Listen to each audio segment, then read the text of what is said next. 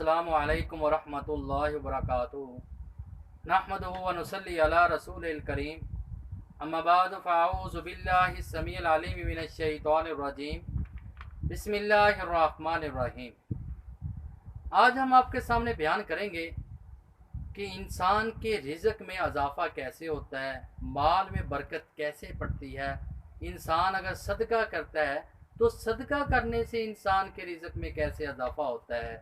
सही मुस्लिम की हदीस है और हदीस बयान करने वाले हज़रत अबू हुरैरा रज़ियल्लाहु ताला अन्हु हैं और हदीस नंबर है 2984। नबी करीम सल्लल्लाहु अलैहि वसल्लम ने फरमाया कि एक आदमी सहरा से गुजर कर जा रहा था।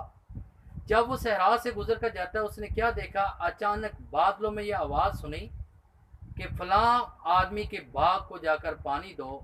इतने में क्या देखता है कि बादलों में से काले पत्थरों के ऊपर बारिश पड़ना शुरू हो जाती है, पानी आसमान से गिरना शुरू हो जाता है और वो तमाम जो ज़मीन में नालियाँ थी उन नालियों में से एक नाली में वो पानी चलना शुरू हो जाता है। वो आदमी कहता है मैं पानी के साथ साथ चलता जा रहा हूँ। मैं क्या देखता हूँ, आगे जाकर बाग के करीब एक आदमी बेलचे के साथ उस पानी को अपने बाग की तरफ कर रहा है, उस पानी का रुख अपने बाग की तरफ कर रहा है। मैंने उस आदमी से पूछा आपका नाम क्या है। उसने अपना नाम बता दिया। उसने पूछा कि आपने मेरा नाम क्यों पूछा है। कहा कि मैंने इस वजह से पूछा जो आपने नाम बताया है, ये नाम मैंने बादलों में सुना है कि बादलों में आपका नाम लिया जा रहा था कि इस आदमी के बाग को जाकर पानी दो।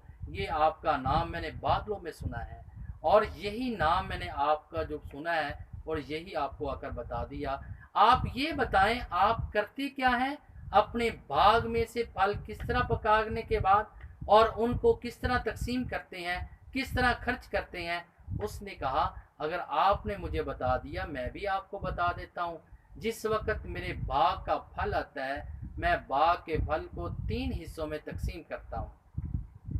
एक हिस्सा अल्लाह के रास्ते में सदका कर देता हूँ, दूसरा हिस्सा जो है मैं बाग के ऊपर खर्च कर देता हूँ और तीसरा हिस्सा जो है मैं अपनी औलाद पे खर्च कर देता हूँ। कहा कि सदका करने की वजह से, अल्लाह के रास्ते में खर्च करने की वजह से उसके बाग को पानी देने वाले आसमान वाले रब के फरिश्ते हैं और उस बाग की आबियारी करने वाले फरिश्ते हैं। आज हमारे मालों में इजाफा क्यों नहीं हो रहा, आज हमारे रिज़्क़ में इजाफा क्यों नहीं हो रहा, आज हमारे मालों में बरकत क्यों ख़त्म हो चुकी है? क्योंकि हम अल्लाह के रास्ते में सदका खैरात नहीं कर रहे, अल्लाह के रास्ते में हम अपने माल में से हिस्सा नहीं निकाल रहे।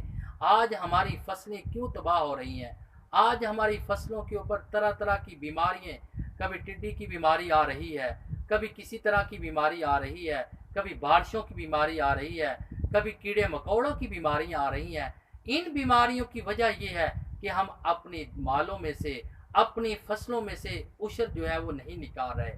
जो उशर फ़र्ज़ है और हर ज़िम्मेदार पे कि जब भी उसकी ज़मीन में से जो पैदावार हो उसमें से उशर निकाल कर 10वां हिस्सा निकाल कर अल्लाह के रास्ते में खर्च करे।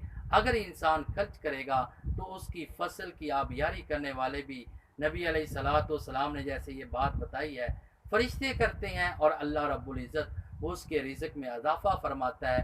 अल्लाह रब्बुल इज़्ज़त से दुआ कि अल्लाह ताला हमें इस पर अमल करने की तौफ़ीक़ अता फ़रमाए। वमा अलैना इल्लल बलागुल मुबीन।